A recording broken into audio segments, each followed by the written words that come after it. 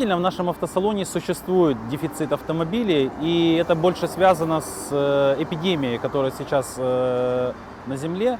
Не только в нашем салоне эта проблема, также и коллеги с других салонов переживают эту проблему очень.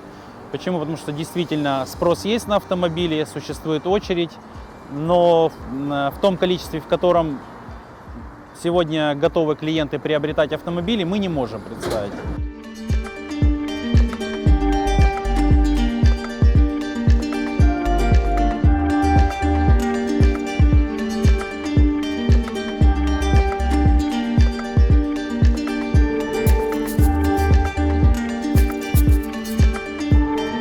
Основная причина сокращения производства автомобилей – это микросхемы, которые используются в автомобиле как за 500 тысяч, так и за 20 миллионов рублей. Производят эти схемы всего несколько заводов в мире, которые сократили производство этих чипов. Мы считаем, что причина в этом.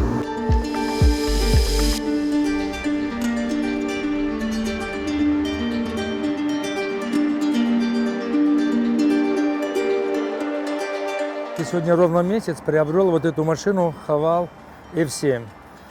Правда, пришлось ждать в связи с пандемией, но ждал где-то максимум где-то 1,5 месяца. Я доволен, что я дождался ее и получил именно тот автомобиль, который я хотел. Вот пришел на тест-драйв, давно хотел сюда попасть, очень бешеное желание приобрести данный автомобиль. Говорят, из-за пандемии приходится подождать, но меня это не смущает, в принципе, время позволяет.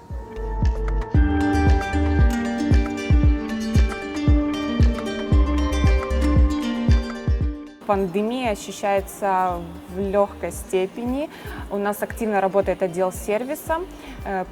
Клиенты приезжают на обслуживание автомобилей, а также менеджеры тоже продолжают работу в онлайн-режиме и с клиентами, которые приходят в автосалон, хотя их немного меньше.